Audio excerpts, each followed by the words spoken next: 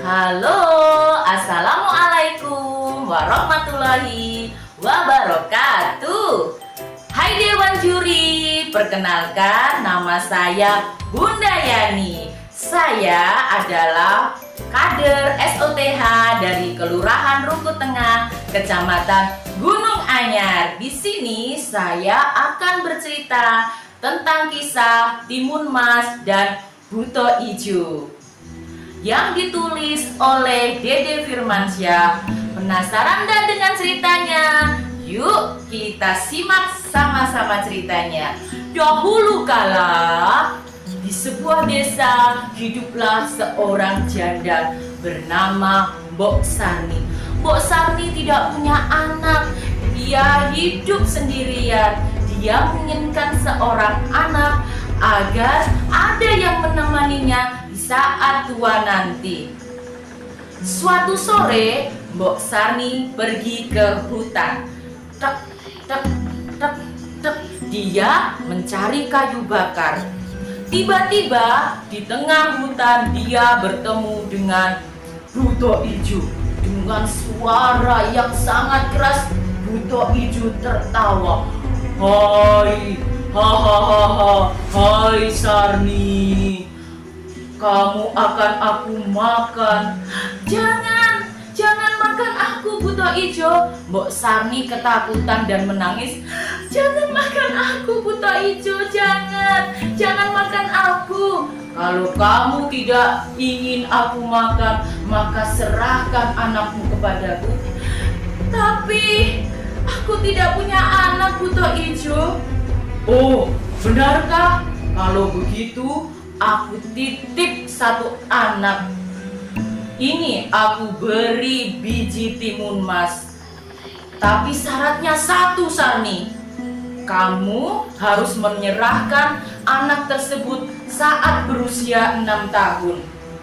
Tanpa berpikir panjang, Mbok Sarni menerima persyaratan tersebut dan menerima biji timun mas. Pergi kamu Sarni, sekarang kamu tanam itu biji timun mas di halaman rumahmu. Mbok Sarni pun pulang ke rumah dan menanam biji timun mas.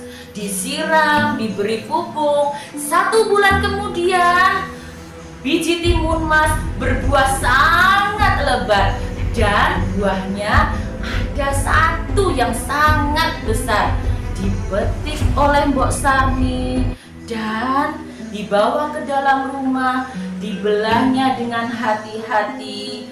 Ternyata di dalam timun mas itu ada seorang bayi yang sangat cantik.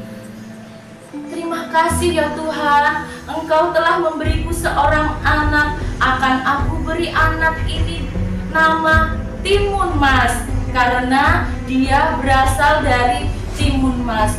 Di balik kesenangan Mbok Sarni gelisah sekali.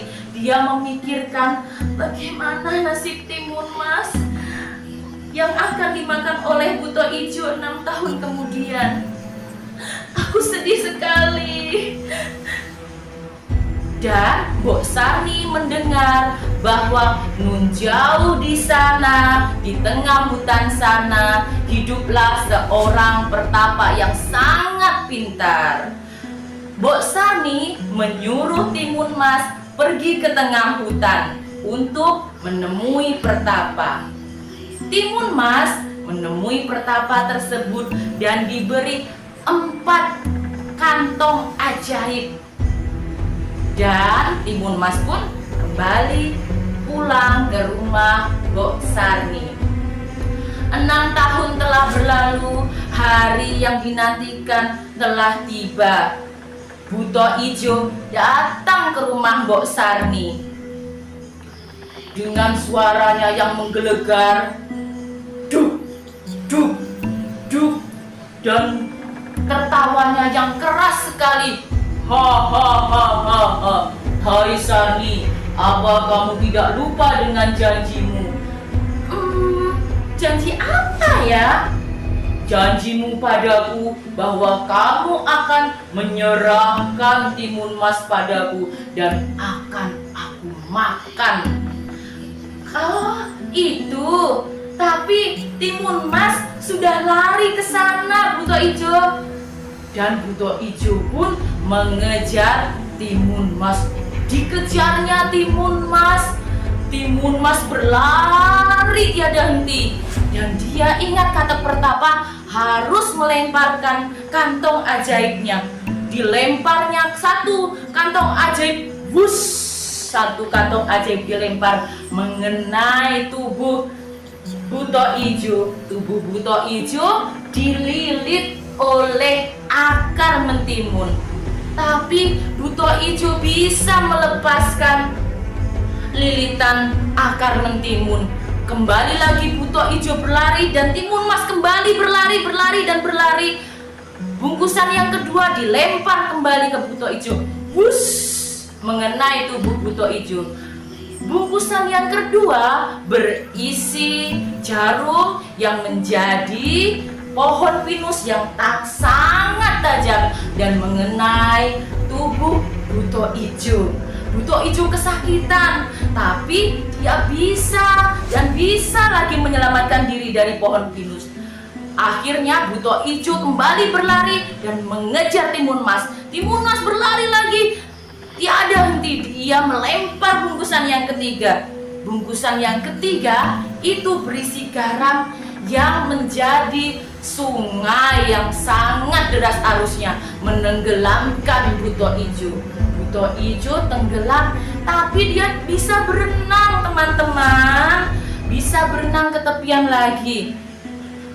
Dan Timun Mas berlari lagi sampai kecapean. Aku capek sekali. Bagaimana ini? Oh, aku ingat. Aku masih punya satu bungkusan lagi yang belum aku lempar ke Buto Ijo. Dilemparnya lagi bungkusan itu dan mengenai tubuh. Bungkusan itu berisi terasi yang menjadi lumpur yang menyedot tubuh Buto Ijo ke dalam lumpur dan tidak bisa kembali ke permukaan. Akhirnya Buto Ijo pun mati. Setelah itu Timun Mas kembali ke pelukan Mbok Sarni dengan selamat. Dan Timun Mas dan Mbok Sarni hidup berbahagia sampai akhir hayatnya. Sekarang sudah selesai ceritanya. Teman-teman, tahu ndak apa isi pesan dari cerita tersebut? Pesannya adalah bahwa kasih ibu sepanjang masa untuk seorang anaknya. Terima kasih teman-teman yang telah mendengarkan cerita dari Bunda Yani. Sampai jumpa. Assalamualaikum warahmatullahi wabarakatuh.